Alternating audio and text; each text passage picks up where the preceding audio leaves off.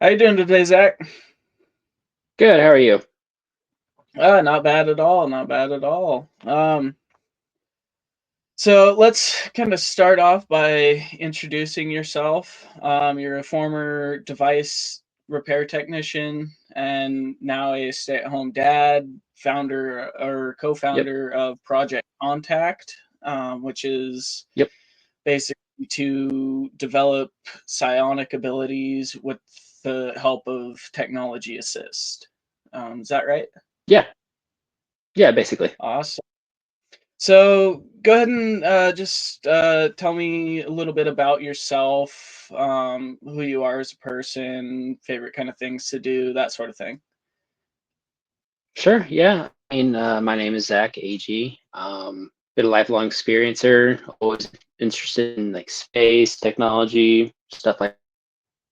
Grew up around the country. Got involved in the paranormal early adulthood, and it just kind of led me down a path that really brought me to where I am today with the project. We just kind Awesome. of developed technology for like what you were saying. We just developed technology for in the enhancement of psionic abilities to interact with these different phenomena. Okay. So let's kind of dive into the technology to what you are able to. Um, hmm so how does this technology work in layman's terms? It's just the incorporation of like light, sound, and magnetism to work on the brain and unify the left and right hemisphere to really act in unison and what most know as hemisync. Okay, so would you say that the Monroe Institute and HemiSync were a good inspiration for this technology? Oh, 100% for sure. Yeah. So when did you first hear about the Monroe Institute and what they were doing for like remote viewing, that sort of thing? Shit, I want to say it was probably Reddit. Once I got interested into like UFOs, paranormal, I sought out different platforms, and when I found Reddit and all the different subreddits for the I just kind of over time browsed around, learned more about consciousness, aliens, UFOs, and found HemiSync. Awesome. Is there a particular thing about HemiSync that really drew you into the point where now you've created this awesome thing called Project Contact?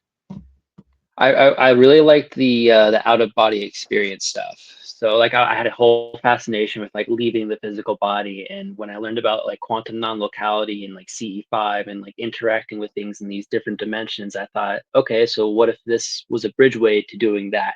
And I just kind of explored that. Awesome.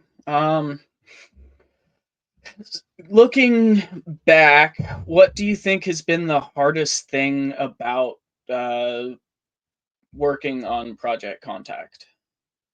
Funding. Funding. Just really just getting everything put together.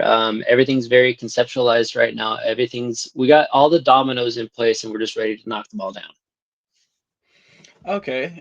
What's one thing that the general public can do to help you start pushing those dominoes over? Nothing right now. We just need help with equipment, ideas to develop different technology to measure things. We just want people a lot smarter than us to help give us ideas to do our things properly. Because we're very, I wouldn't say new at this, but we're very backyard scientists, very citizen scientists right now. So we know the phenomenon exists. We know our methodology works. We just don't have the resources to measure everything correctly that we know is happening, and that's what we need help with. Okay. So what would be Like one of we got the the manufacturing side taken care of. We got our filing for our corporations taken care of. We got the nonprofit stuff in works. We got everything we need in the works. We just need resources from these higher institutions. so do you think that if someone were to reach out from one of these institutions or reach out to one of them.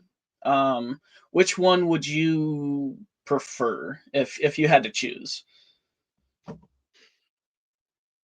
Well, I mean, Monroe Institute would be cool. Um, I don't know. I get any of them really, any of them. Feel free to reach out. We'll see if our ideologies align and go from there. Yeah, awesome. So let's kind of get more into the future of Project Contact. 5 years Sure. down the line, where do you see yourself? Most likely field testing, working in a lab. Okay. Is there any single person that you could think of that you would love to join you for equipment testing and kind of see what it can do? I mean, we're an open book, man. Just come and sign up. We'll talk with you. Okay. Anyone. Yeah, I know someone I'd always wanted to meet and talk with is someone like Joe McMonagle or one of the other remote viewers from SRI or the Stanford Hmm. Research Institute for those who aren't familiar with it. Hmm. Um, but I know they're a lot harder to find nowadays ever since the remote viewing program got shut down. Right. um, Yeah. but I know I'd also love to work with like Jake Barber or someone like that that Hmm. is a government asset to kind of increase Oh yeah. credibility as well as test someone who is very well versed in it already to see what the technology can do. Hmm. Right. Yeah. That, I mean, that would be awesome. Yeah. I don't have any like specific names that I'd want to say like, hey, let's work together. But I'm open to any form of collaboration. Awesome. So let's kind of get more into your experiences. I Hmm. understand your first experience was when you were very young. Yes. Um, so kind of run me through that, put me there.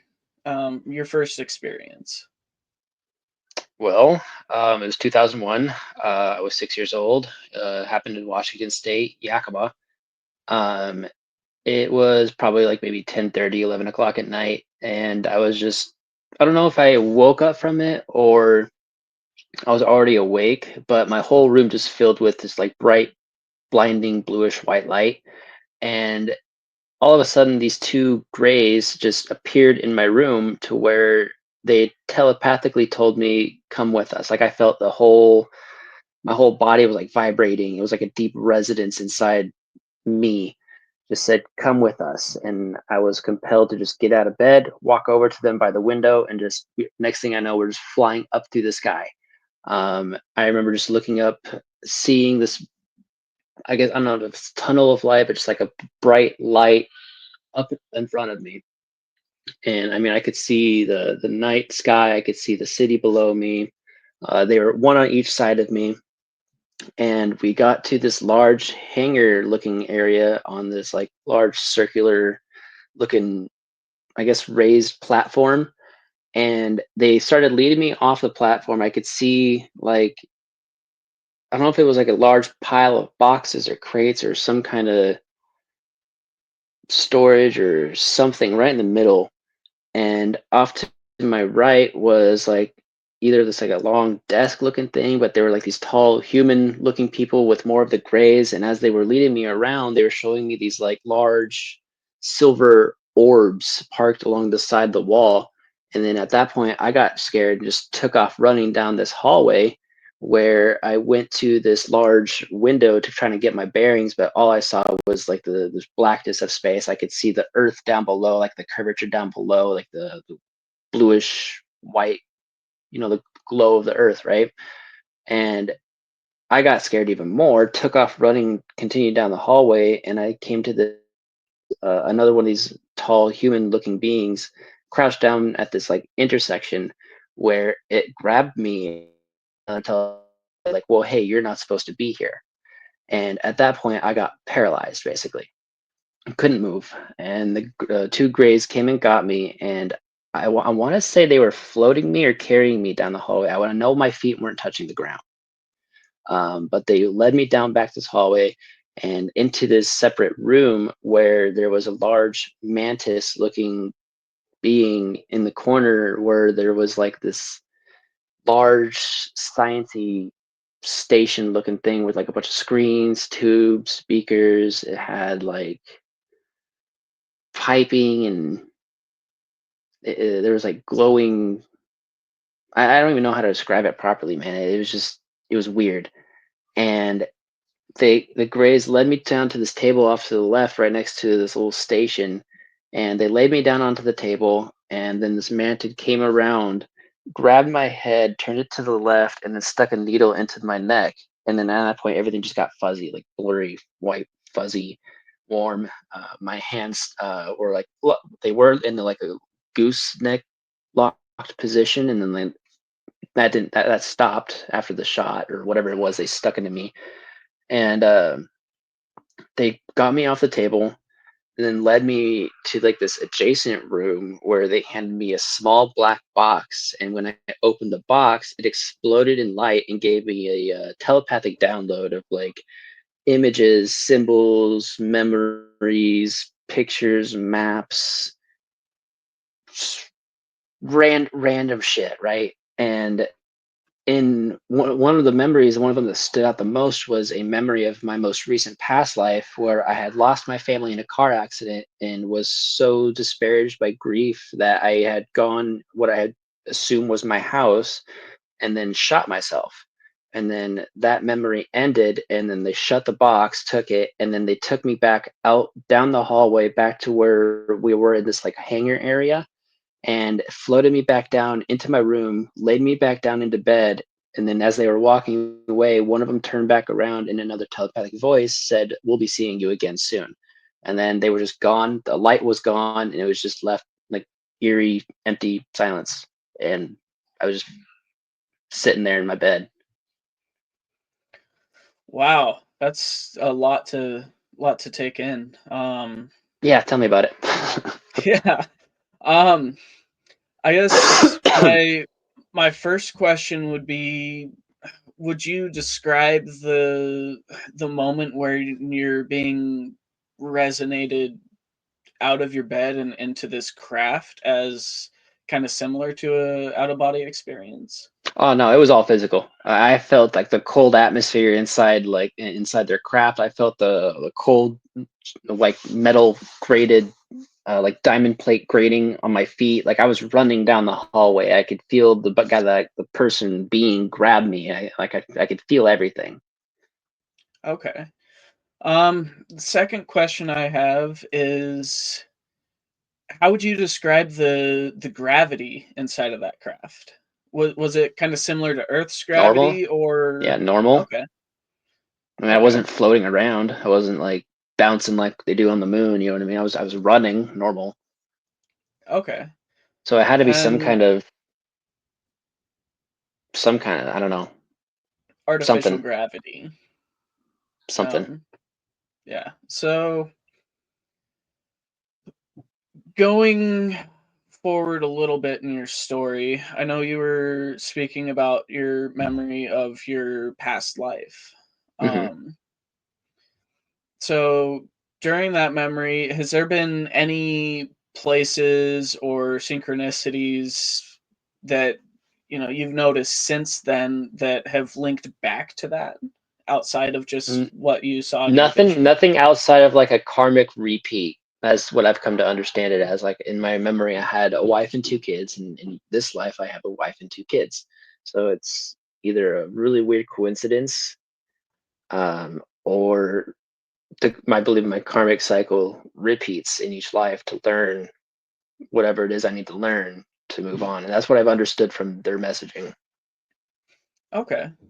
And would you say that everything during that experience was an overall positive, negative, neutral experience? I don't know, man. It was terrifying. I mean, they didn't hurt me, but like it was just I fairly certain I have insomnia now because of it. So it was definitely traumatic, but it was also enlightening. So it's really hard to put a descriptive term to it, like how I feel about it. Okay. Like I don't want that to happen to my kids, but I also understand. I don't want to say like a necessity for it because that's like not the right thing to say about it, but it's like I get it. Okay. Let's move forward from your abduction experience Sure. and kind of talk about how how you found out about a similar sighting in the area at the time. Yeah, I mean, just I mean, shit. It was like years later, right? Like after I'm already going down this UFO rabbit hole, and I just come across the. I learned about when I learned about New Fork, right? Um, and I looked for my hometown to just look back at the rough time in the year that I believe this happened. And because I know I was 6 years old, so it had to have been after June 2001, right? It wasn't winter yet. It wasn't like October, November, because that's when we started really getting like snow back then. It wasn't like cold outside, right? So it had to have been like mid late summer. So I looked for that time frame and I found a couple UFO sightings from that time. And I don't know if it's connected, right? I don't want to make the claim like this is my this is the sighting from my abduction, right? But there were sightings around the time that I believe this happened. And on the New Fork page that says that there's multiple different reports of these sightings over this time or something like that, right? I'm paraphrasing, but there's no records of those other sightings, even though it mentions it. So I have trouble. I want to find those reports and see if there's anything there, basically. But yeah, I Okay. send you the New Fork report. Yeah, and I read over it and it was very Mhm. very just it seemed like it had to be connected somehow, whether it was the same exact event or a similar one. Don't know. I can't But confirm that, but I mean, it said there was three delta-shaped objects, which is like the V-shaped yeah, objects, and people have those theories about those kind of craft. yeah. Um I guess my next question would be, have you had any other close encounters besides just that first initial one? Yeah, a couple. They didn't start again really until, at least not that I remember. They didn't really start until I moved to, like, well, I guess, do you mean like close encounters, like a physical encounter? Because I mean, I've experienced like shadow people and shit like that, right? But like, are you talking specifically like alien? It alien paranormal, it's all the same. True. It's an umbrella. It's a wide spectrum of different entities. At least I believe it is. Um, Specifically shadow people. I mean, I had paranormal experiences starting when I was like early adulthood, right? But I didn't have like any like NHI UAP close encounters until probably 2021. With when I met my wife, we had one that stopped by at our apartment when we started doing CE5 stuff. Um, it was well, I'll back up. It was late at night, probably like again, probably like 10:30 o'clock. Um, and my wife and I just got done watching TV. So she goes to the bedroom to go get ready to go to bed. And I go into the kitchen to go get I think it was like a water bottle of juice or whatever it was. And when you know how you just go into a room and just like instinctively flip on the light switch, you just automatically know where it's at. I flip the light switch on. I'm looking at my water bottle. As soon as the light goes on, this thing that I see out of the corner of my eye, standing on our second floor balcony, by the way, in our backyard of the apartment. I mean, this balcony, a 3 by 7. It was a small balcony, right? And the railing's very thin, almost like rebar uh, width, right?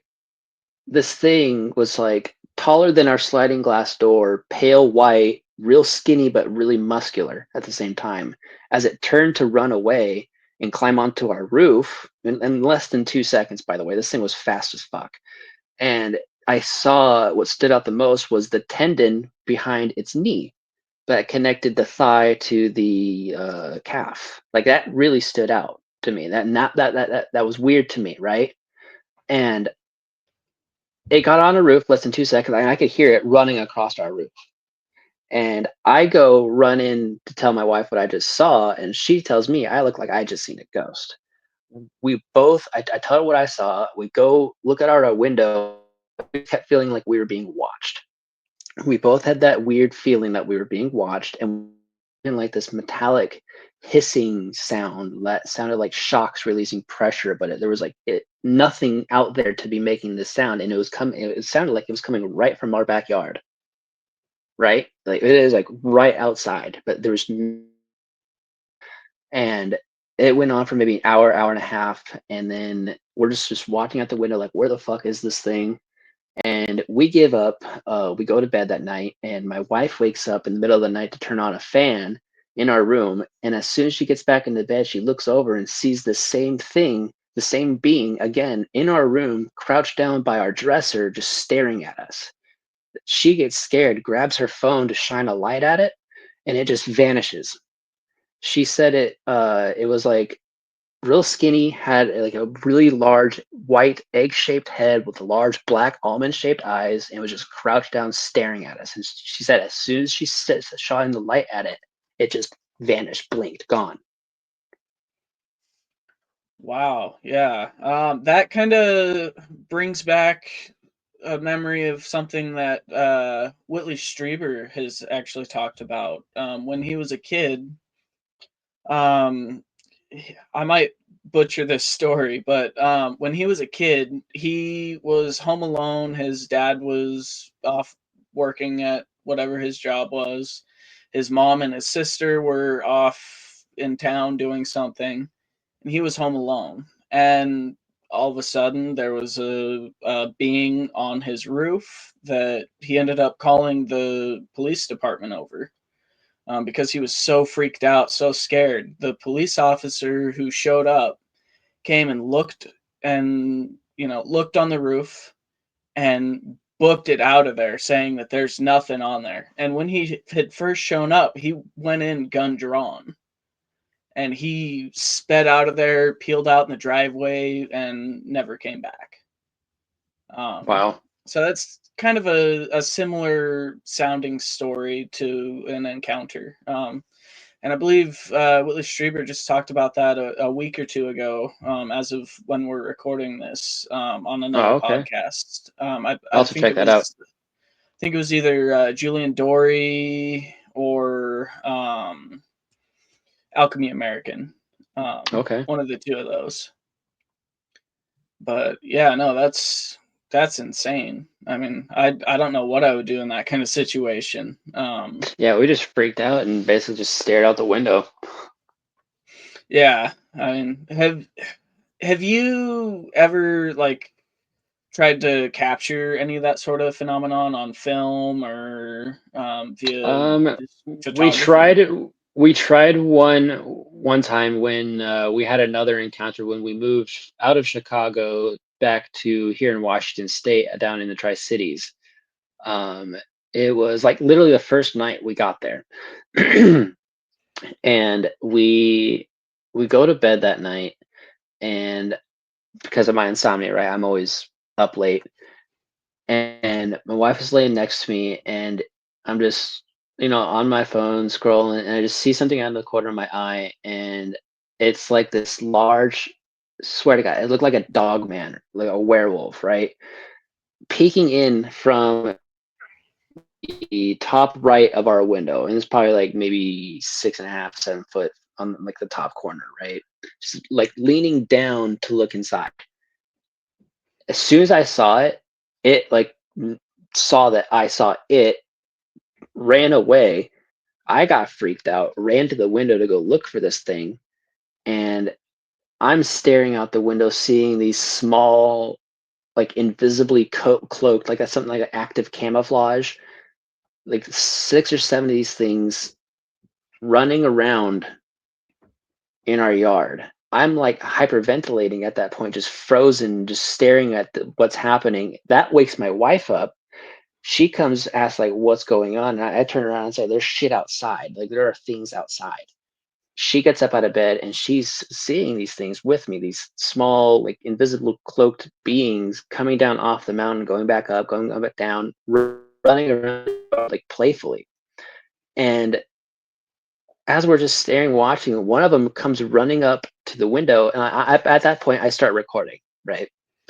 And one of them comes running up to the window, and that scares me, knocks me off balance. And as I'm going back up to the window to grab my phone to record this thing, my hand locks up.